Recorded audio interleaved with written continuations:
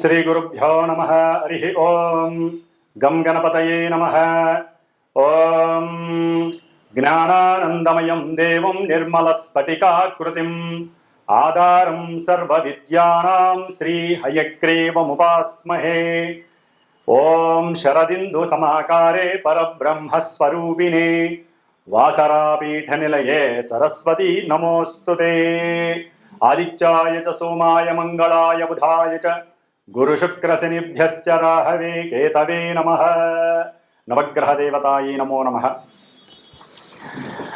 ఈ రోజున వీక్షించేటటువంటి నవగ్రహ భక్తులందరికీ కూడా నవగ్రహ సమాచార విషయంలో మరి ఈ రోజున మనం తెలుసుకోబోయేటటువంటి విషయం ముఖ్యంగా మిథున రాశిలో జూన్ 15వ తేదీన మృగశిర నక్షత్రంలో అడుగుపెట్టినటువంటి సూర్య భగవానుడు, అందులో ఆల్రెడీ మనకి పోయిన నెల మే 14వ తేదీ నుంచి కూడా శుభప్రదాత అయినటువంటి దేవతలకి ఆది గురువు అయినటువంటి గురువు అనగా బృహస్పతి ఈ యొక్క గ్రహము మిథున రాశిలో ఆల్రెడీ నెల రోజులు బట్టి కూడా సంచారం గావిస్తూ ఈ సూర్య భగవానుడు ఎప్పుడైతే జూన్ 15వ తేదీన అడుగు పెట్టాడో ఆ రాశిలోకి అప్పటి నుండి కూడా గురుమూఢమి అనగా ఆయన అడుగు పెట్టడానికి కొన్ని రోజుల ముందే ఆ సూర్యుని యొక్క శక్తి అనగా ఆ యొక్క కిరణాల యొక్క వీక్షణ గురుని యొక్క వీక్షణలను అడ్డుకొని గురుమూఢమిగా మనకి తెలియజేయబడుతోంది శాస్త్రం. అంటే ఈ గురుమూఢమి జూన్ 9వ తేదీ నుండి జూలై 9వ తేదీ అనగా 10వ తేదీ వరకు సూర్య భగవానుడు అంటే రవి గురుల యొక్క కలయిక గురుమూఢమితో శుభకార్యాలకి ఇబ్బందికరమైనటువంటి పరిస్థితులు ఎదుర్కొన్నాయి. అంటే పెళ్ళిళ్ళు కానీ, ఉపనయనాలు కానీ, అట్లాగే గృహప్రవేశాలు, శంకుస్థాపనలు ఇలాంటివి ఏవీ కూడా జరపలేనటువంటి పరిస్థితి. ఎందుకంటే గురువు గ్రహాలన్నిటిలోకి అత్యంత శుభ ఫలప్రదాయకుడు. పూర్వపుణ్య ఫలాలన్నిటినీ కూడా తృప్తిగా మానవుడికి ఇచ్చేటటువంటి వాడు గురుడే. మరి ఈ రవి మిగతా గ్రహాలన్నిటినీ కూడా మనం నివసిస్తున్నటువంటి భూమిని కూడా తన చుట్టూ చక్కగా తిప్పుకుంటూ తన యొక్క ఆకర్షణ శక్తితో, ఎందుకంటే సూర్య భగవానుడి యొక్క అంతరంలో ఒక చిన్న సూక్ష్మమైనటువంటి బిందువు దగ్గర గాయత్రీదేవి నివాసం ఉంటుందని శాస్త్రవచనం. అందుకని ఆ సూర్యుని యొక్క శక్తి తట్టుకోలేక అన్ని గ్రహాలు కూడా మూఢత్వాన్ని పొందుతాయి, అంటే బలాన్ని కోల్పోతాయి అని అర్థం. వాటిల్లో ముఖ్యంగా గురువు, అట్లాగే శుక్రుడు చాలా విశేషమైనటువంటి శుక్రమూఢమి, గురమూఢమి అనేటటువంటిది మనకి సంవత్సరంలో 2 సార్లు 1 సారి వస్తూ ఉంటాయి. శుభకార్యాలు ఏవి జరపరు. మరి అలాంటి సూర్యుడు, ఈ సూర్యుడు ముఖ్యంగా అధికారాన్ని, అట్లాగే కీర్తిని, హోదాన్ని, ఉద్యోగ దర్పాన్ని, ఉద్యోగ బాధ్యతలను, అట్లాగే పితృశాసనాన్ని అంటే తండ్రి యొక్క ఆశ్రయాన్ని కానీ, తండ్రి యొక్క ఆదరణని కానీ, పితృసేవా మార్గాన్ని కానీ, అట్లాగే హోదా, అట్లాగే కార్యశీలుడు అంటే ఎటువంటి కార్యాన్నైనా సరే అచంచలంగా, నిర్మోహమాటంగా, ముక్కుసూటిగా నిర్వర్తించేటటువంటి వాడు సూర్య భగవానుడు. కాబట్టి ఈ అధికారానికి ప్లస్ మనకి అంతరిక్షంలో గ్రహాలన్నిటికీ రారాజైనటువంటి ఈ సూర్య భగవానుడు ధనాన్ని, కుటుంబ సౌఖ్యాన్ని, సంతాన కారకత్వాన్ని, వివాహ యోగ్యతలని, అట్లాగే సనాతన సాంప్రదాయాలను, గౌరవాన్ని, ఏ విషయాన్నైనా సరే అఖండంగా వృద్ధిని చేసేటటువంటి ఈ గురువు అనగా బృహస్పతి గ్రహము, ఈ 2 గ్రహాలు కూడా మనకి మేషరాశి నుంచి 3వ స్థానమైనటువంటి విక్రమస్థానము, పరాక్రమస్థానము అంటారు. ఈ యొక్క స్థానంలో రవికి చాలా విశేషమైనటువంటి సౌఖ్యకరం ఈ యొక్క క్షేత్రం. ఎందుకంటే ఇది రవికి మిత్రుడైనటువంటి బుధుడు యొక్క క్షేత్రం. కానీ గురుడికి మాత్రము ఈ యొక్క క్షేత్రము శత్రుక్షేత్రము. అతను అంత కంఫర్టబుల్గా అక్కడ ఉండలేడు, సౌఖ్యకరంగా ఉండలేడు. అంటే ధనపరంగా కానీ అతను ఇచ్చేటటువంటి శుభాలకన్నిటికీ కూడా గురుడు కొంత ఇచ్చేటటువంటి పరిస్థితుల యొక్క స్థాయి కొంచెం తగ్గే అవకాశం ఉంటుంది. ముఖ్యంగా రవితో కలిసినటువంటి ఈ గురుడు ఈ మిథున రాశిలో ఉండటం ద్వారా కొంచెం ఇంకా పటుత్వాన్ని కోల్పోయి గురుమూఢమి ద్వారా గురుడిచ్చే ఫలితాలలో కొంత కాంప్లికేషన్స్ ఉంటాయి, అట్లాగే కొన్ని ఇబ్బందికరమైనటువంటి పరిస్థితులు కూడా తలెత్తుతూ ఉంటాయి. మరి ఈ వ్యాపార క్షేత్రమైనటువంటి ఈ యొక్క మిథున రాశిలో రవి మరియు గురుడు రెండూ కూడా మిత్రగ్రహాలు, అతిమిత్రగ్రహాలు. సూర్యుడికి గురుడికి కూడా మిత్రత్వం చాలా ఎక్కువ.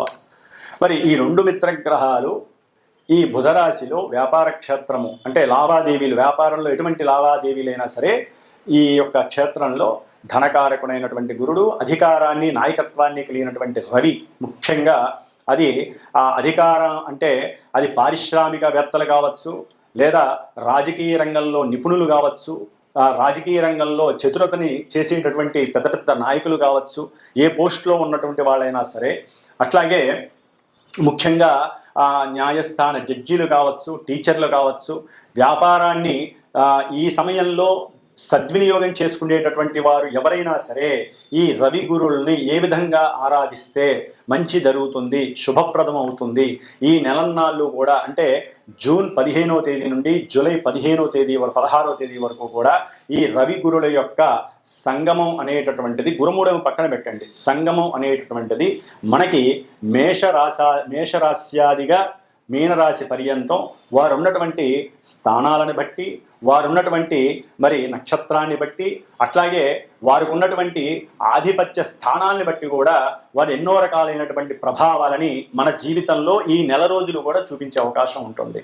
అందులో ముఖ్యంగా ఇంకొక చిన్న విచిత్రమైనటువంటి విషయం మనకి కనపడుతోంది. రాహువు. ఈ రాహువు కుంభరాశిలో ఉన్నాడు మహానుభావుడు. ఈ రాహువు తన యొక్క వక్ర దృష్టితో చక్కగా గురు మహానుభావుణ్ణి, మిథున రాశిని, వ్యాపార క్షేత్రాన్ని, ఇప్పుడు రవిని కూడా చూస్తున్నాడు రాహు. గురుడు చూస్తే రాహు యొక్క నక్షత్రంలోకి మనకి మొన్ననే వచ్చాడు 14వ తారీఖున.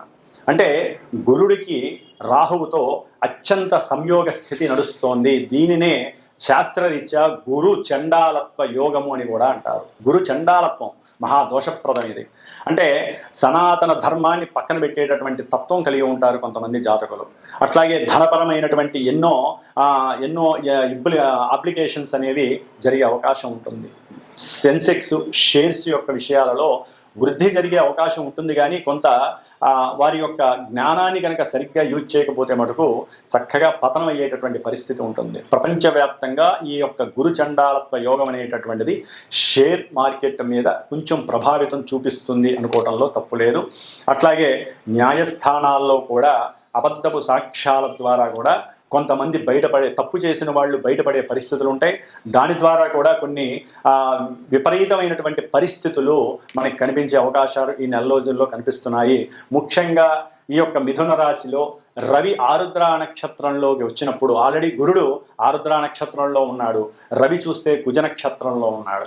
ఈ కుజరాహువుల యొక్క సంయోగ స్థితి ఆల్రెడీ సింహరాశి, కుంభరాశికి నడుస్తోంది. ఈ విధంగా ఈ యొక్క నక్షత్రాల యొక్క ప్రభావం వలన రవి గురులకి కుజరాహు కేతు గ్రహాలకి సంబంధం ఉండటం ద్వారా ఆర్థికమైనటువంటి విషయాలలో చాలా జాగ్రత్తగా ఉండాలి. అట్లాగే అధికారులు కొంచెం జాగ్రత్త వహించటం మేలు. ఎందుకంటే మనం చెప్పే ప్రతి మాట, ఎందుకంటే 3వ స్థానం మిథునం అనేటటువంటిది కమ్యూనికేషన్ వ్యవస్థకి సంబంధించినటువంటిది. అంటే ప్రపంచ దేశాల మధ్య కమ్యూనికేషన్ వ్యవస్థలో ఎన్నో ఒడిదుడుకులు కలిగే అవకాశం ఉంటాయి. ఈ రాయబారులు ఉంటారు, అంటే మధ్యవర్తిత్వం చేస్తూ ఉంటారు, విదేశీ రాయబారత్వం అంటారు. వీరు గనక ఒక మాట అటు ఇటు గనక పొల్లు పోతే ప్రపంచ దేశాలకే అరిష్టాన్ని సూచించేటటువంటి యోగంగా గురుచండాల యోగం కనబడుతోంది. అట్లాగే రాహువు యొక్క దృష్టి, గురువు యొక్క దృష్టి, ఆ అన్యోన్య పంచమ నవకాల యొక్క దృష్టి కొంత అవయోగకరంగా మనం భావించాలి. కాబట్టి దీనికి తగ్గట్టుగా వారు ఎవరైతే కొన్ని రాశుల వారు ఉన్నారో ఆ రాశుల వారు ముఖ్యంగా ఈ నెల రోజులు కూడా ఎవరైనా సరే సాధ్యమైనంత వరకు ఈ గురు చండాలత్వం అందరికీ సంబంధించింది, గురువుకే పట్టింది చండాలత్వం రాహు వలన.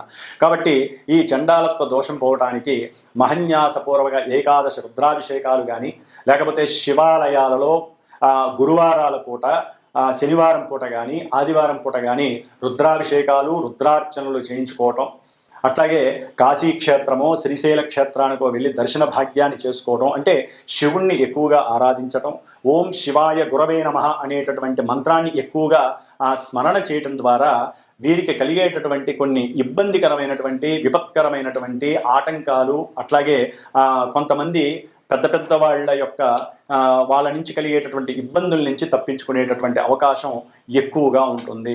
కాబట్టి సూర్య గురులు, రవి గురులు మిత్రులు కాబట్టి దీని యొక్క ప్రయోజనం ఉంటుంది. వాళ్ళు ఉన్నటువంటి ఆధిపత్య భావాలను బట్టి కొంత అప్రయోజనకరమైనటువంటి పరిస్థితులు కూడా ఈ నెల రోజుల్లో కూడా కొన్ని రాశుల వారికి కనపడుతూ ఉంటాయి.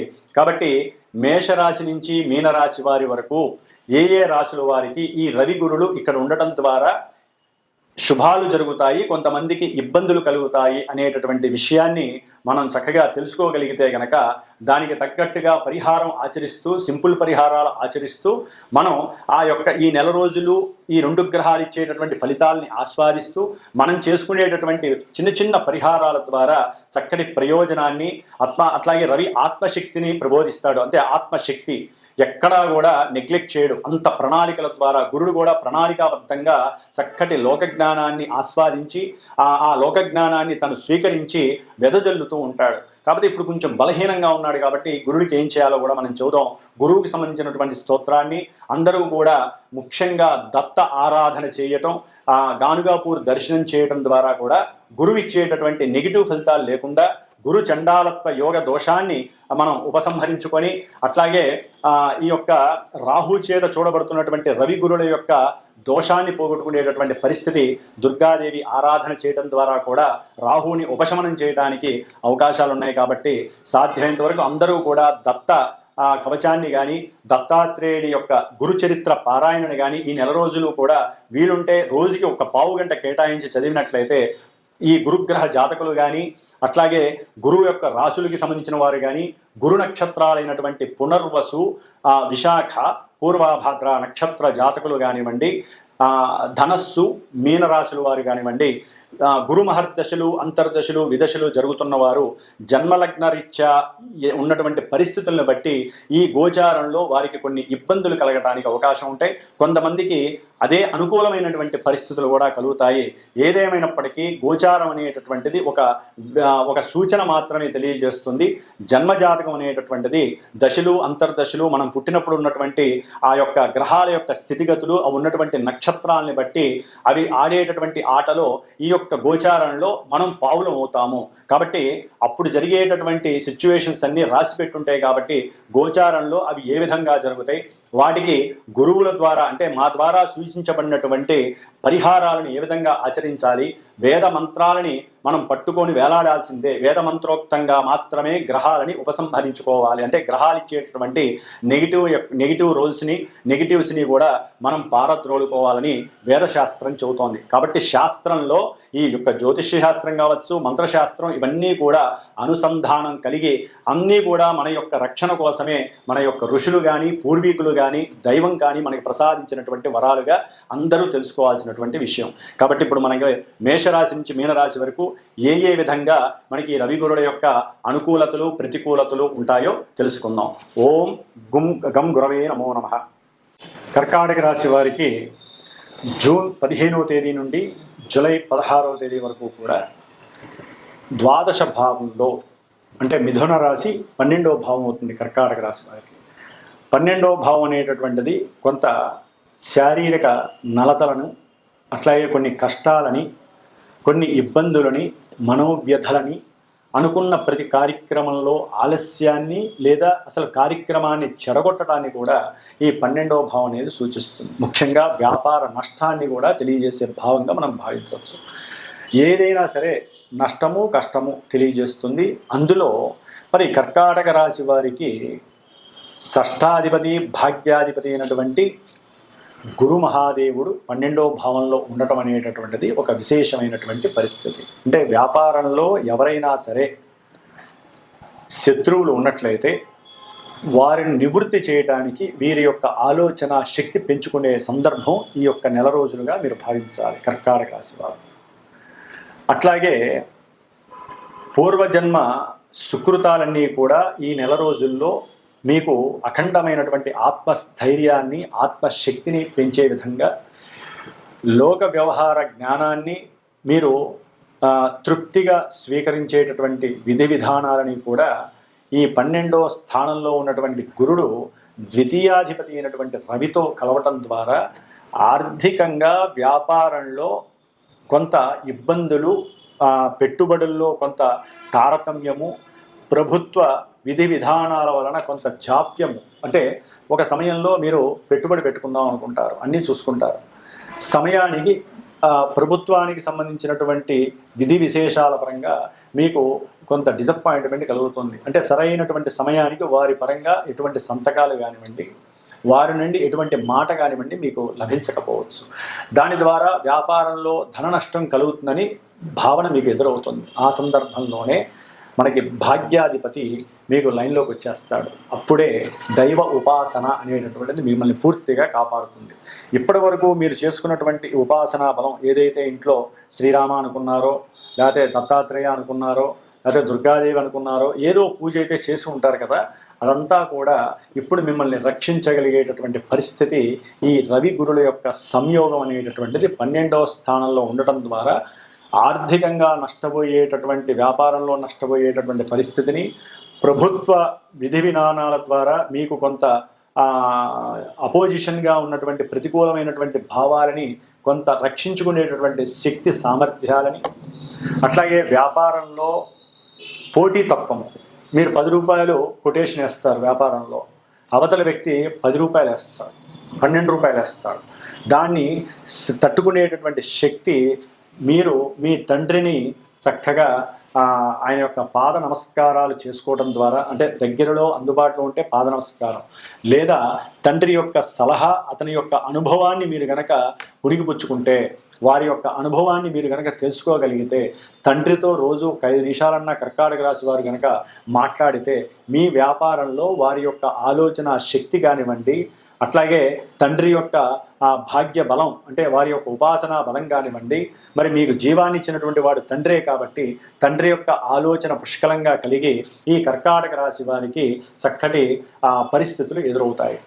అట్లాగే ఈ రవి గురుల యొక్క సంయోగం వలన వీరు చూస్తున్నటువంటి స్థానరీత్యా కొంత కర్కాటక రాశి వారికి ఈ భూ సంబంధిత వ్యవహారాలలో, లేకపోతే పిత్రార్జితానికి సంబంధించినటువంటి వ్యవహారాల్లో ఎవరైతే కోర్టుల దాకా వెళ్ళి ఉన్నారో, ఎవరైతే కోర్టు సమస్య తీరక ఇబ్బంది పడుతున్నారో వారికి కొంత ధన నష్టము కలగడానికి అవకాశం ఉంటుంది.